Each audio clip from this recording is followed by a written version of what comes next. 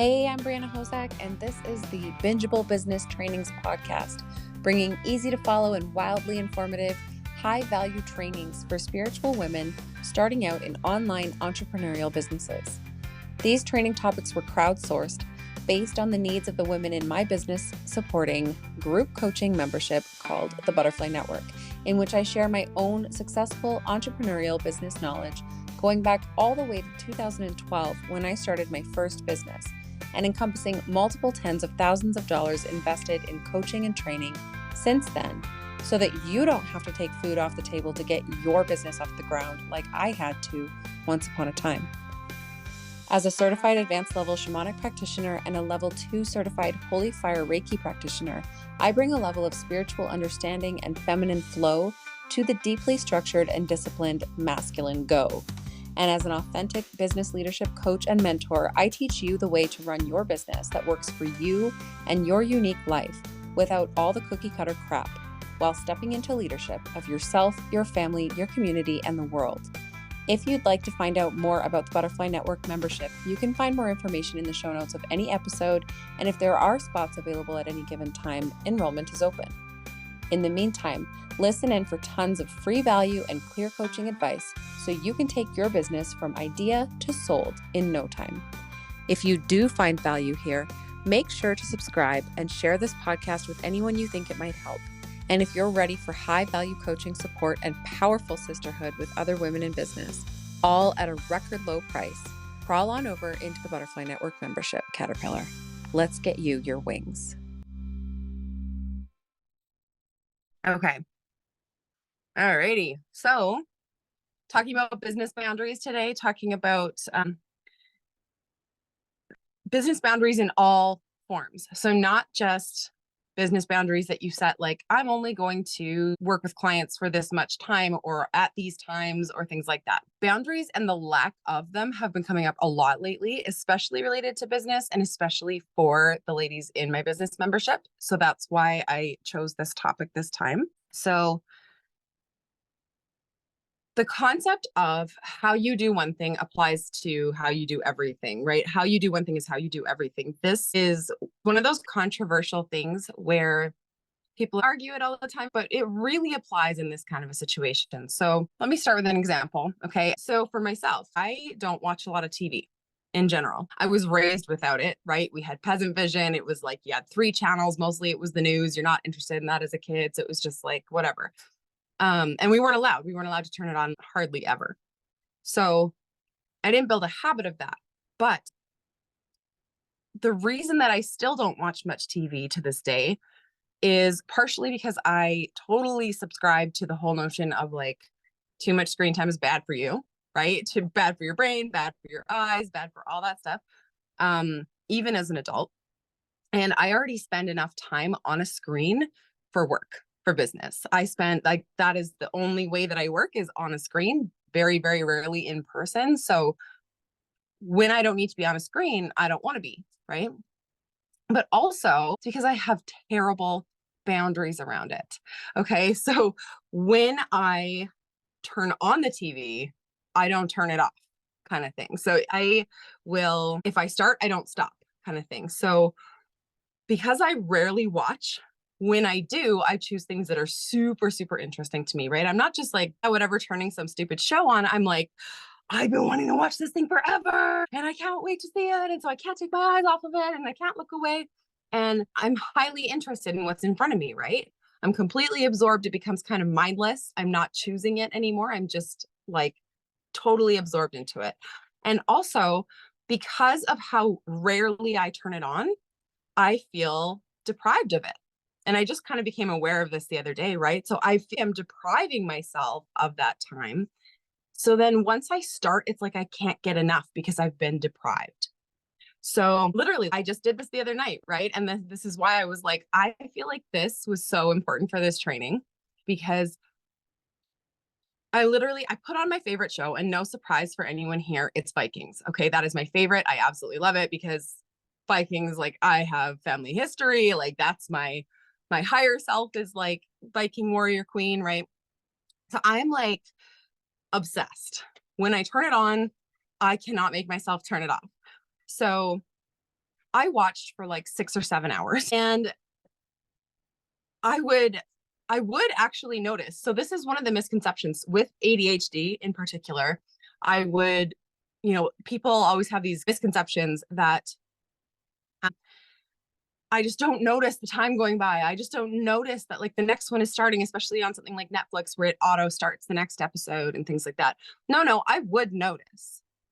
I would see that next episode starting in 5, 4, 3, 2, 1. And every time I would think to myself, one more, just one more. And I looked at the clock. I wasn't unaware of the time. I looked at the clock at around 1 a.m. I looked at the clock around 2:45, right? Finally, I pulled out my self-control when the season ended around 4:15 a.m. Okay. So I'm not judging anyone who's a night owl. Okay. And I used to be a night owl, totally. If 4 a.m. sounds fine to you, that's fine. But 4 a.m. is close to when I wake up. Okay. So it's a massive no-go for me. And when this type of thing happens, obviously it destroys my productivity for the next day, right? Because number one, I sleep in because I didn't go to bed till it was time to wake up. So I waste the most effective hours of the day, daylight hours when the sun is shining, giving you that dopamine to help you keep motivated and all of that stuff. The world is passing me by while I sleep, right? And number two, I'm a zombie. Even once I do wake up, I'm in a fog. I'm not thinking straight. I am ineffective. I'm unmotivated the next day, all of that stuff. So, of course, when this happens, then I feel guilty that I chose it, right? I'm subconsciously beating up on myself. And I knew when I was doing it that I would feel this way. But I told myself things like, you deserve a break, which is true. And you're allowed to watch TV sometimes, which is true. And you almost never do this. It's fine. All true things, right? So, but if I were to put a boundary in place around this and limit the amount of time spent watching in one sitting, what this could look like instead is number one, watching more regularly, even maybe say one episode a day. I could allow myself to watch TV every day, right? That would not be such a horrible thing if I'm not doing it for 6, 7+ hours at once because I binge, right? This could look like number two, turning it off more easily, because without any of that desperation feeling that's like, I never get to do this thing, so now I can't resist overindulging. Okay. Number three, still, I would still be able to work effectively the next day if I had this boundary in place, right? And be in a good mood, be present with my kids, have a clear mind, all of that kind of stuff because of choice and that boundary. I would still be getting all of my stuff done the next day, right? And I would have the time left over for, again, one episode, a little time for enjoyment, right? So bringing this back to business, this example was just like, I was like, wow, I have really no boundary on this one, right? And this is one that I really need to work on. So I thought it was so perfect for this training. So bringing it back to business, if I never allow myself a break, playtime, TV time, etc., because my only priority is productivity and business success, I am actually sabotaging that business success with days like the other day where I cause my own ill health, exhaustion, more inconsistency in how and when I'm showing up, etc., right? So if I don't place boundaries in a more business related sense, if I don't say how much time my clients can have from me, I will give endlessly, right? Because that's in my nature. And that sounds like, oh, so sweet, so wonderful. It kind of makes me sound like a good person, right? But that's not what my intention is. What it means for me is that I'll burn out if I don't put those boundaries in place, because I'll give until I am harming myself, right? So that is not so sweet, right? When we in general dream of success, we are dreaming about things like having more free time, right? Having more money to spend where and when and on what things we want and on who we want and all of that stuff. We sometimes, when we're visualizing our success, we don't even include work thoughts in that dream, right? Like we should have earned the right to just never have to work by that point, and there's no work involved by then. But, and I know you've all heard it at some point, you will never have the life of your dreams if you aren't living it in some form now. So I'm pretty good at this in general. The TV example is one where I was like, holy crap, I really have not set good boundaries for myself in that area. And I became really aware of it because I was already thinking boundaries, boundaries, boundaries, because this has been coming up so much lately for myself and for others, right? So we all obviously have room to grow, and my example is a perfect showcase of that. So when we're considering business boundaries, what should we look at? First of all, we should look at personal ones. Okay, because our businesses, when you work for yourself, when you're creating something out of a place of passion and all of that, our businesses are personal for us. So it is not an option to not think about our personal boundaries when we're thinking about our business boundaries. It's really important that we tie those two in together. Okay, so what should we look at, right? Business and personal boundaries. First of all, what is my business creating for me? Okay, this is something that we don't look at very often. We often look at what the outcomes are that we're co-creating with our clients, what the outcomes are that we're offering in our businesses. But we forget the part of our why that includes us when we're thinking about this stuff. What do I want my life to look like when I achieve success?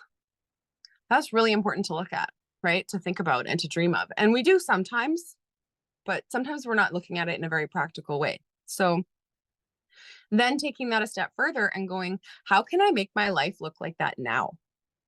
Right. And maybe on a less expensive scale, maybe we're dreaming of someday, you know, we're traveling all the time and we're very rarely home, and somebody takes care of our space and our animals and all of these things, and we pay all the people for all the things, and we don't have to have most of that responsibility on our shoulders, and we get to just have fun all the time and this and that and the other thing. Cool.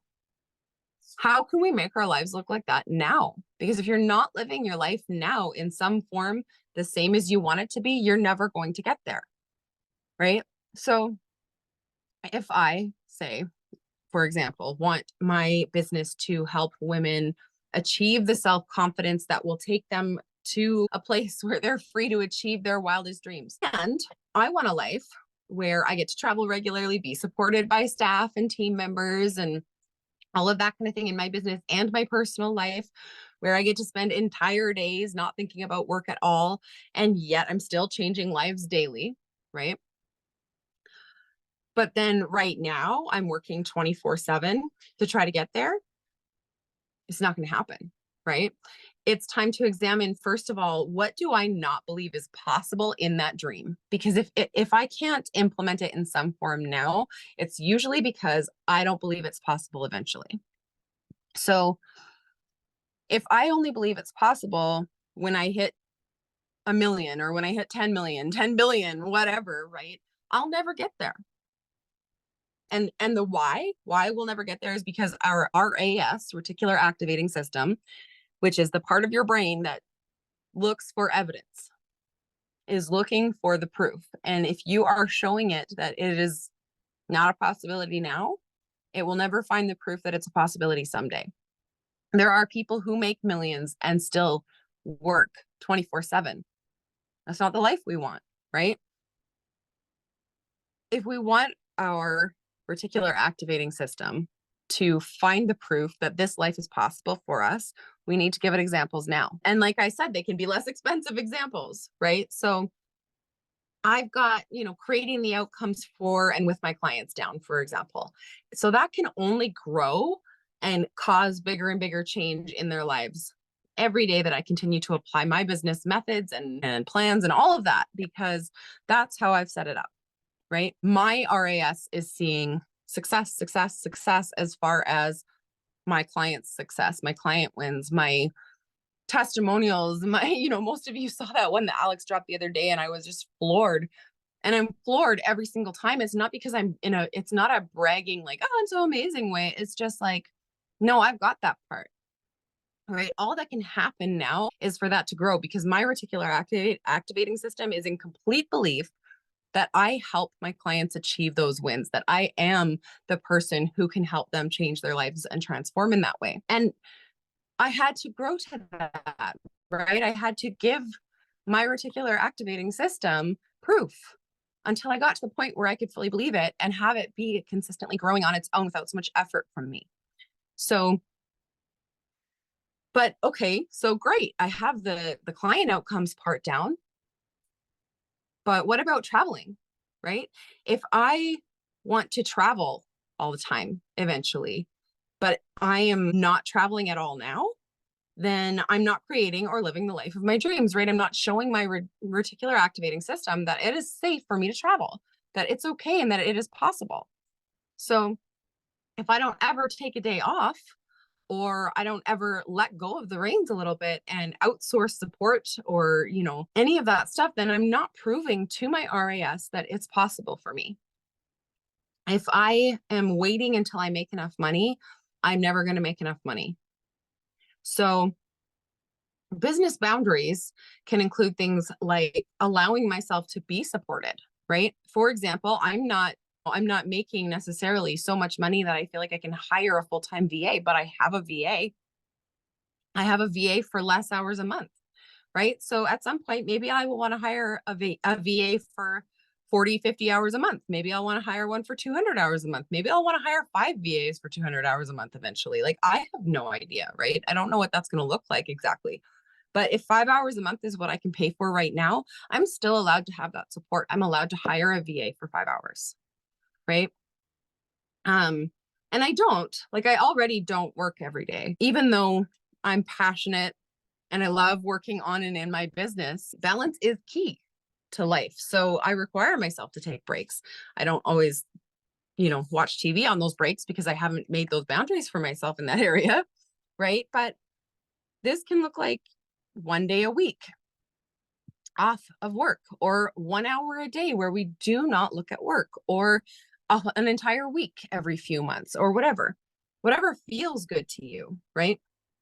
For myself, my kids, the schedule that we're on with their dads, I have my kids pretty much every Saturday, uh, and not on a lot of Sundays. So instead of like your typical Sunday is a day of rest and take Sunday off, no, I take Saturdays off because my kids are home and I can spend time with them and be present with them and not work.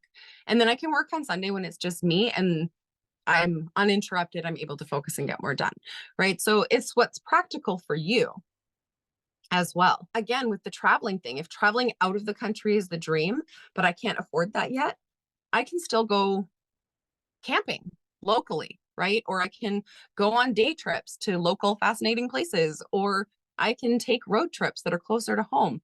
And that is a way of proving to my RAS that it's possible for me to travel, that I am allowed to travel, that I am a person who travels, right? That eventually will build to where when the money is coming in, I can then go and travel farther out, right? And then more and more and more often it builds over time, but we have to give our RAS something to feed off of. So as with everything that I teach, and I'm sure you've all heard me say it, it is all or something, not all or nothing. We should always be doing something that is similar to or the first step towards our dreams so that we can prove to our minds that it's possible. So when we want to create our boundaries, we want to look at what is the smaller version of your someday? Make it your reality right now, right? What can you do to bring it into your reality right now? And that will support you in getting to your dreams faster because you know what living your dream actually feels like. Okay? If your brain has no idea what traveling looks like, what being away from your home looks like, then it can't even imagine the possibility of traveling farther away from home. And so it just doesn't feel safe, which makes it feel impossible, which is why it doesn't come about, right? So the other thing with this is that when you start playing with the possibilities and the looking at Like, how can I live my dreams right now, even though I can't afford those big ones yet? Sometimes you get clarity that what you dreamed you wanted is not actually what you wanted. And that is, first of all, it's okay. It's okay to change your dreams. If you are no longer aligned with the dream that you had, it's okay to be like, I don't want that anymore. I want something else instead. That is part of living. That is part of figuring out our truths and knowing what we want out of life, right? So it's okay to pivot. It's okay to change your dreams, but also it's okay to be living a version of what we want our lives to look like today. And actually, it's required. If you want to achieve success, it's required right now. Okay.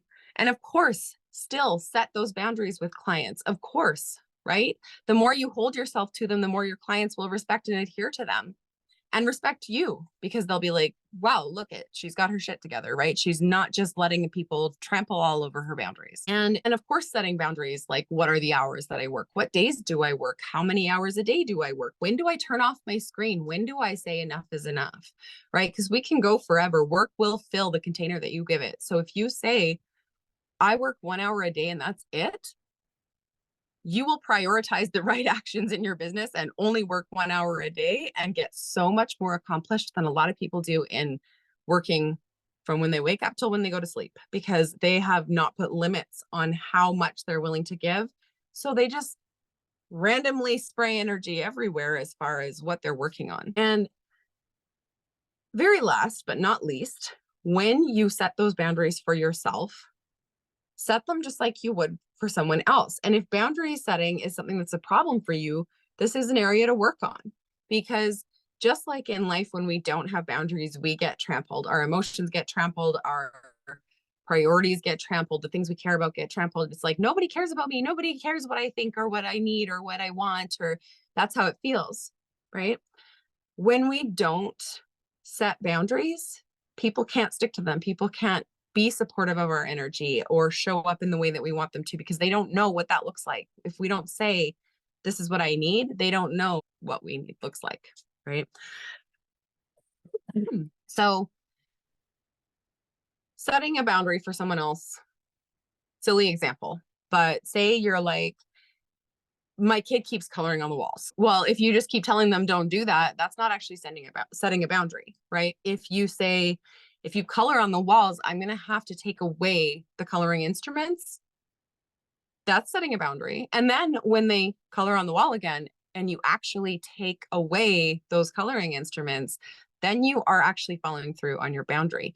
That is how people learn what to actually expect, what is actually expected of them, etc. Right? And that's, like I said, it's a silly example of with a child, but it's the same idea in any boundary that you set. Okay. So when you set a boundary for yourself, and this is the hardest one, there has to be a follow through piece as well. Okay. For example, if you say, and I'm going with this number just because this is what like so many of us are used to hearing from like corporate and stuff like that. But if you say, I will only work 40 hours a week, no matter what. And if I keep on crossing that line, I'm going to re-examine if I actually need to be working more hours in order to accomplish what I want, or if I should be removing some of the tasks that I'm doing, if maybe they're not really that important, right? If I'm just wasting time, if I'm not focusing on the right activities. And then when I try to stick to my 40 hours and I feel like it's just impossible to get everything that I want done, then I know what I need to do. Then I'm like, okay, I need to sit with my task list and look and say, like, is this actually required? Am I asking too much of myself? Am I expecting myself to do things that are inhuman or like beyond what I'm capable of at this point? Or like, what's the situation here? And get really real with myself about that and be going, like, I know that I can't work more than say like 40, 50 hours a week and have any semblance of a balanced life, right? Nobody really can. You need to have more time sleeping than working.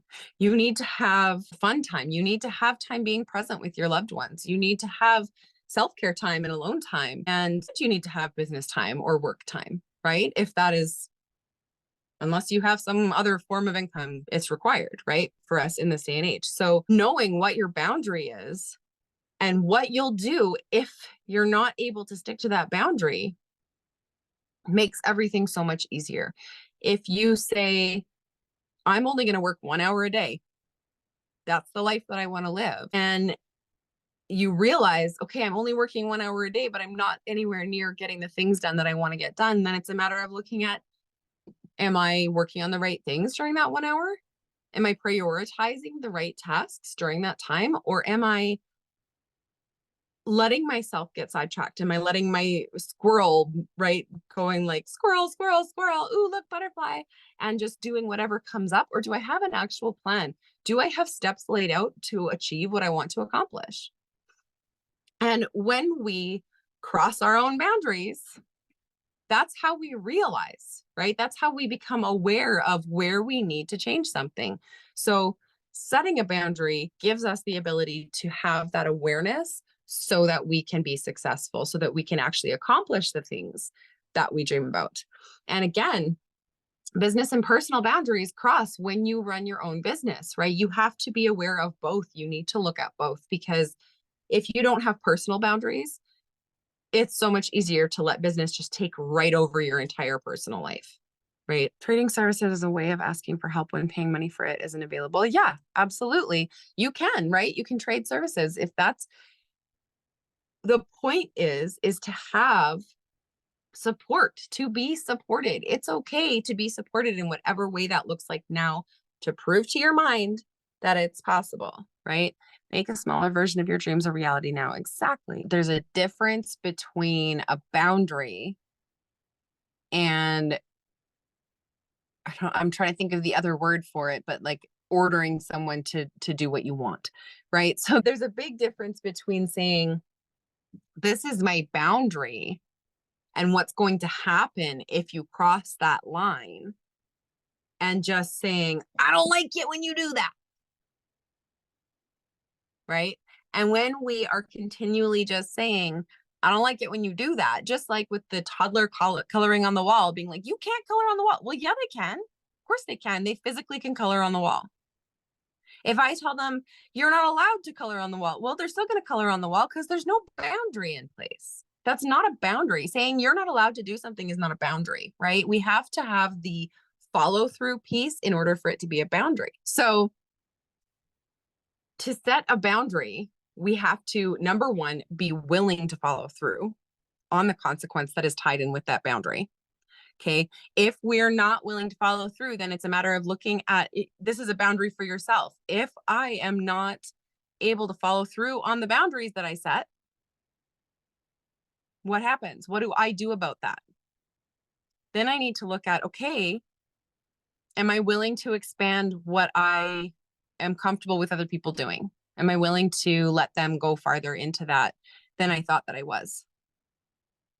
And if so, I need to acknowledge that, right? Because then I won't be angry all the time about them crossing into it, right? It removes that factor. When we say, nope, this is a boundary that I absolutely cannot allow to be crossed, and I'm willing to follow through with the consequence that I set up, that it applies to that boundary every single time, no matter what, then we have a boundary. Then people will learn. Then people will make changes. And we have to be willing to have the fallout from it. And that's the thing, right? Is we have to be willing to have, like, my toddler is going to color on the wall and I say, I'm going to take away the colors, and then they're going to have a tantrum about that. If I can't handle a tantrum and I give the colors back, I don't have a boundary. I did not give them a boundary. Does that make sense? So I have to be willing to deal with that tantrum. I have to be willing to deal with the fallout, because people will have tantrums, whether they're toddlers or not, right? They'll be like, but I wanted to cross that boundary. Too fucking bad. Excuse my language, right? Like, if this is something that actually matters to you, that is actually a boundary for you, that you're like, you cannot cross this, then you have to be willing to deal with the fallout that it causes. You have to be willing to say, too bad. Too bad that you don't like that.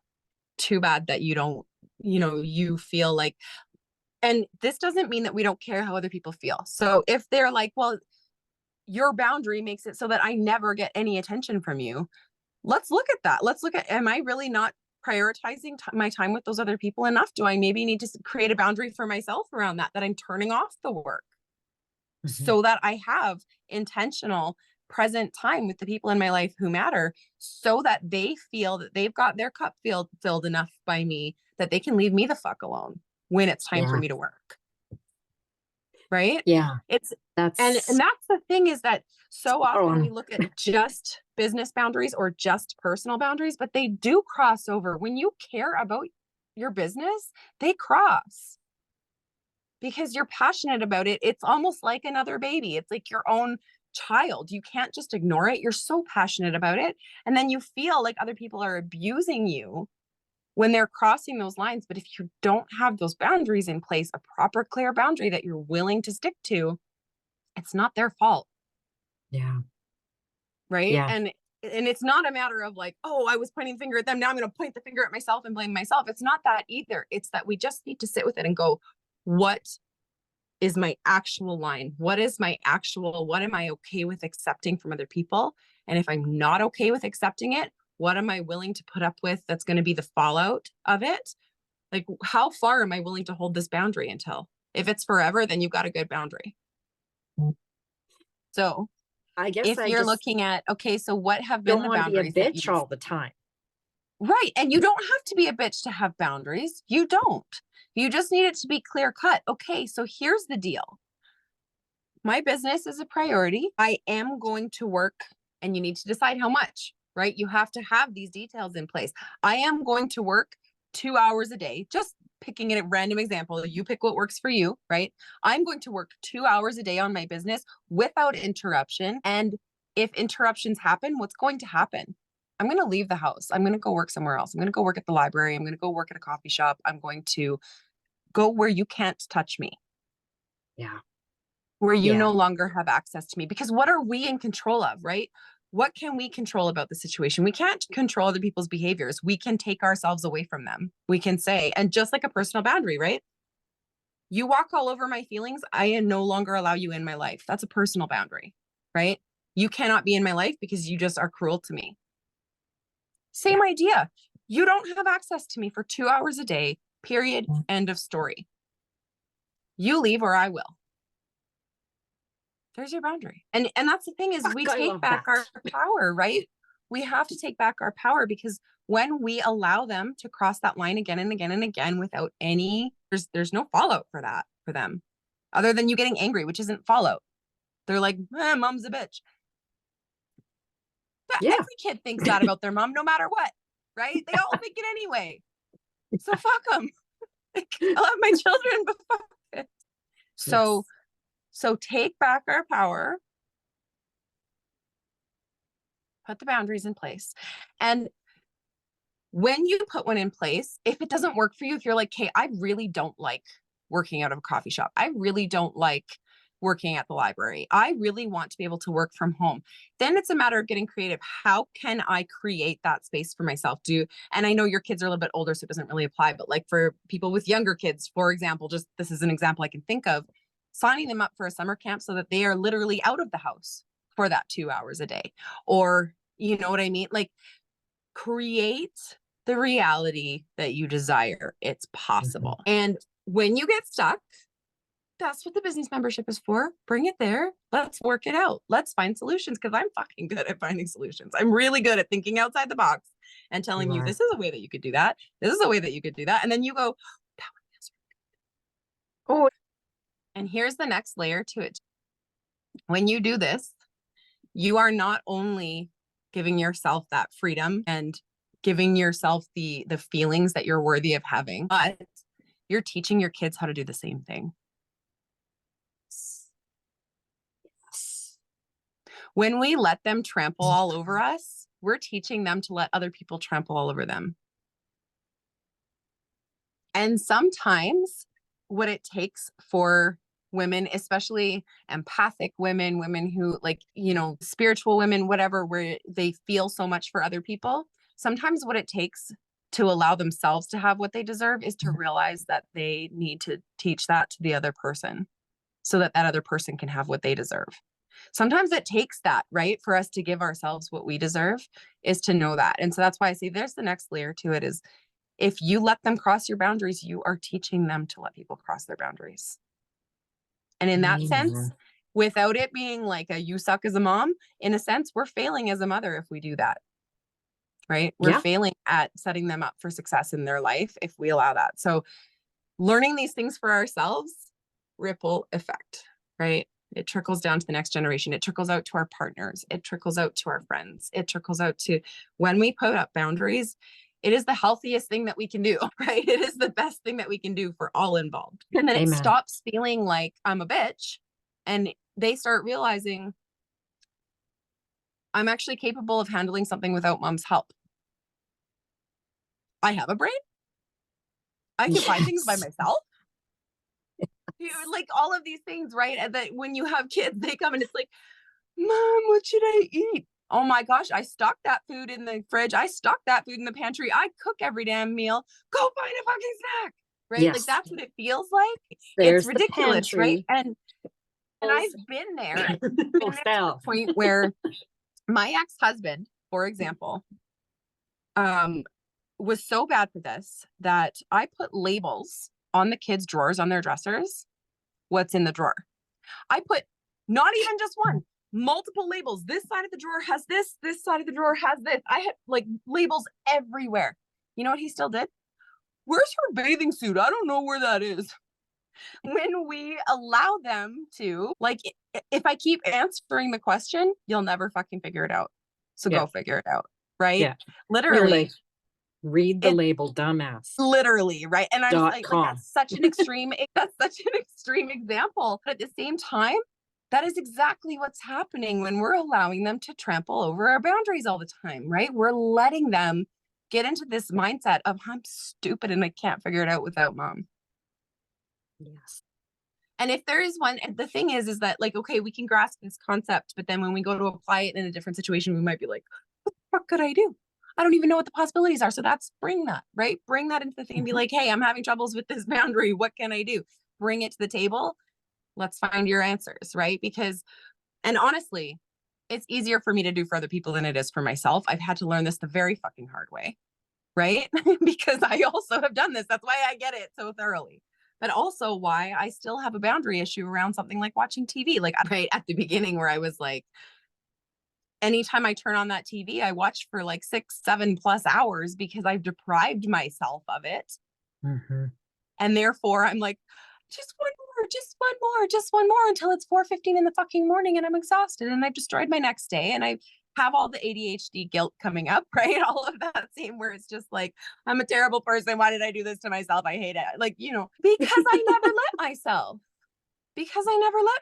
Right? And doing this training today, really, when I had this come up the other day, I was like, damn, there's a boundary I missed, right? Nobody's perfect at this. Just because I have I understand it very, very deeply and I know how to apply it in my life and how to apply it for my clients and all that stuff. I still have areas where I'm like, shit. Part is, as soon as I become aware, I can be like, now I know the solution. Let myself watch one show a day. That's not just because I'm on screens all day for business doesn't mean that I'm not allowed to turn on the TV and watch one show. It's not going to destroy my brain. And just remember, it can be readjusted. So you came up with a perfect seeming one today. If it becomes a problem where you're like, nope, this is not working for me, then we just readjust. We just keep readjusting. We find what does work, what we are willing to stick to that hard. Right. And it doesn't have to be 2 hours. It can be however many hours. If you want it to be 8 hours, it can be 8 hours. If you want it to be 1 hour, it can be 1 hour. You decide what works for you, right? And what your priorities are. Because if your priorities are to spend time with your kids over the summer versus working so much, then you make it 1 or 2 hours in the summertime. If you want it to be that, nope, you know what? They've got their own lives anyways, and they really don't enjoy spending time with me and I want to spend 8 hours on my business, then fucking do that. Do what works for you, right?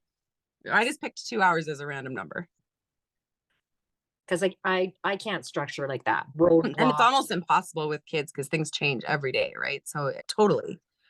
But sometimes it helps to have, in that case, like what order of the day it comes in. So if it's like, okay, I'm going to work 2 hours a day, but that's not going to happen until X, Y, and Z have happened. Some kids have been fed, I've eaten, you know, like whatever the things may be that have to come first. And every day that might look different. That might take 5 hours one day, that might take 30 minutes another, right? Depending on how the day is going. But then, you know, okay, I've done those things. Now the next thing that's in line for my day is working. Right? Yes. And they're just setting the personal boundary with myself. Yeah. Anyways, I appreciate you ladies for being here live with me, because it's always better energy when there's someone live with me. I will talk to you all soon. Okay. Bye.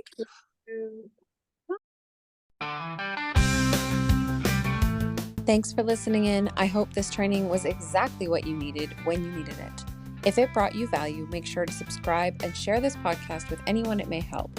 And if you're ready for high-value coaching support and powerful sisterhood with other women in business, all at a record low price, crawl on over into the Butterfly Network membership, Caterpillar. Let's get you your wings.